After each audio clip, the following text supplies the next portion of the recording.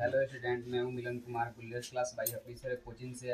हमें टॉपिक मिला है जैव प्रक्रम पोषण पर कुछ चर्चा करने के लिए। तो चलिए हम इसके बारे में जानेंगे। जैव प्रक्रम पोषण को समझने से पहले हम पहले समझे जैव। जैव मीन्स जैविक क्रिया। तो जैविक क्रिया होता क्या है? हम जानते हैं कि जीवों का शरीर सनात्मक एवं क्रियात्मक कोशिकाओं से बना होता है। और जीव कोशिकाओं के समूह से ऊतक बनता है, ऊतक के समूह से अंग बनता है और अंग के समूह से अंगतंत्र बनता है। और अनेक तंत्र मिलकर एक जीव बनाते हैं। जीवों में होने वाली क्रिया को हम जैविक क्रिया कहते हैं। अब चलिए आते हैं हम जैव प्रक्रम पे। ठीक, तो जैव प्रक्रम क्या होता है? वो क्रियाएं जिनके द्वारा जीवों में मेंटेनेंस की क्रिया होती है, इसे जैव प्रक्रम कहते हैं। अब बात है पोषण पे। ठीक, तो पोषण को जानने से पहले हम पहले जीवों के बारे में जान लेते हैं कि जीव पहले होते कैसे हैं और किन किन तरह से भोजन करते हैं। तो आइए हम जीव पर जानते हैं। जीव जो होते हैं वो दो प्रकार के होते हैं। पहला होता है सजीव और दूसरा होता है निर्जीव। पहला होता है सजीव और दूसरा होता है निर्जीव। सजीव में आते हैं मनुष्य, जानवर, पेड़ पौधे, पक्षियाँ। और निर्जीव में आते हैं बेंच, टेबल, पंखा, डॉट etc। जीव में आया कैसे? तो पेड़ पौधे जीव में इसलिए आया कि देखिए सजीव भी दो प्रकार के होते हैं। सजीव भी दो प्रकार के होते हैं। पहला गतिशील और दूसरा स्थिर होते हैं। गतिशील में आते हैं मनुष्य, जानवर, पेड़ पौधे, मनुष्य, जानवर और पक्षियाँ। और स्थिर में आते हैं पेड़ पौधे। तो चलिए हम आज बात कर लेते हैं पोषण पे। तो पोषण क्या है? पोषण की वजह से जीव प्राप्त करते हैं और जीव अपनी आवश्यकताओं एवं वातावरण के अनुकूल भिन्न भिन्न भोजन करते हैं। अब चलिए हम जीवों को जानने से पहले, गतिशील जीवों को जानने से पहले स्थिर जीवों के बारे में बात करते हैं। तो पेड़ पौधे, जो पेड़ पौधे होते हैं वह सारे स्वपोषी होते हैं। स्वपोषी मीन्स जो अपना भोजन स्वयं बना लेता है, किसी दूसरे जीव पर निर्भर नहीं रहता है, उसे स्वपोषी कहते हैं। स्वपोषी वो इसलिए होते हैं कि उनमें क्लोरोफिल होता है और क्लोरोफिल के कारण वो अपना प्रकाश संश्लेषण की क्रिया करके भोजन बना लेते हैं। अब आता है प्रकाश संश्लेषण। तो प्रकाश संश्लेषण होता क्या है? जिस क्रिया से पौधे अपना भोजन बनाते हैं उसे प्रकाश संश्लेषण कहते हैं। अब आते हैं हम पौधे किस क्रिया द्वारा अपना भोजन बनाते हैं। ठीक, तो पौधे क्या करते हैं? सूर्य की उपस्थिति में सूर्य के प्रकाश को लेते हैं और वायुमंडल से CO2 लेते हैं और भूमि से खनिज लवण लेकर अपना भोजन बना लेते हैं। तो यहाँ पे तो पेड़ पौधे खत्म हो गया स्थिर जीवों का। तो अब आते हैं हम गतिशील जीवों पे। तो जो जीव होते हैं वो सारे जीव परपोषी होते हैं। पहले हम ये जान लेते हैं पोषण के आधार पर जीव तीन प्रकार के होते हैं। ठीक, परजीवी, मृतजीवी और प्राणी संपोषी जीवी। मृतजीवी जो ऐसा जीव जो मरे हुए जीव या पौधों से अपना भोजन प्राप्त करते हैं उसे मृतजीवी कहते हैं।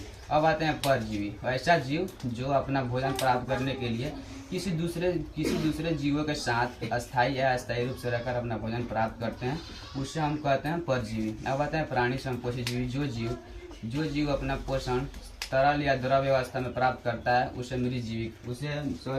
प्राणी संपोषी जीव कहते हैं। अब आते हैं हम जीवों पे। तो जो जीव होते हैं वो सारे जीव परपोषी होते हैं। परपोषी मीन्स जो अपना भोजन स्वयं नहीं बना पाता है, किसी दूसरे जीव पर निर्भर रहता है, उसे हम परपोषी कहते हैं। और परपोषी वो इसलिए होते हैं क्योंकि उनमें क्लोरोफिल होता है। अगर सारे जीवों में क्लोरोफिल अगर होता तो वो अपना भोजन स्वयं बना पाते, पर ऐसा नहीं होता है। तो जो जीव होते हैं वो सारे जीव परपोषी होते हैं। जैसे आते हैं अमीबा और पैरामीशियम। तो चलिए हम पहले अमीबा को जान लेते हैं।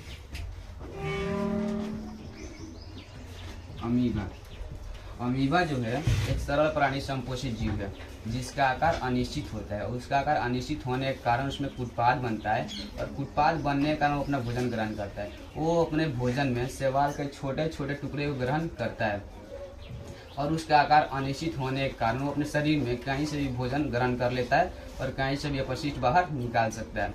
अब और इसके जैसे कुछ और भी जीव हैं जैसे बैक्टीरिया, डाइटस, डॉट etc। अब आते हैं पैरामीशियम पे। तो पैरामीशियम जो है एक कोशिकीय जीव है जो मृदुल जलीय प्राणी है और इसका आकार निश्चित होता है जैसे चपलाकार। और ये अपना भोजन करता है, ये अपने भोजन कोशिका मुख से करता है। इसका प्रसारण अंग सीलिया होता है। अब आते हैं मनुष्य पे। तो मनुष्य एक जीव है और जीव के साथ साथ एक उच्च श्रेणी जीव है। और इनका जो पोषण होता है ये अपने वातावरण अवस्था एवं वातावरण के अनुकूल भिन्न भोजन करते हैं और इनका भोजन का पहला अंग आहार नल। तो चलिए हम आहार नल को जानते हैं।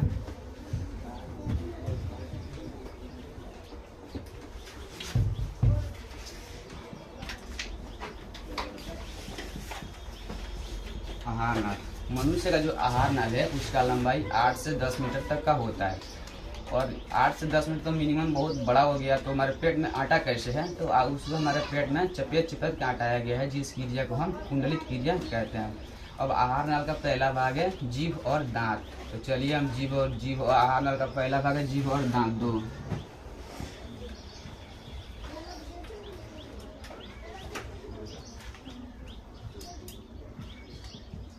जीभ और दांत। चलिए पहले हम जीभ को जान लेते हैं। जीभ जो है एक मांसल संरचना है जिसपे अनेक छोटे छोटे अंकुर स्वाद कलियां होती है। अगर हम कुछ दिनों तक ब्रश एवं चीरा ना करें तो हमारे जीभ पे परत जम जाती है। उस परत जम जाने के कारण हमें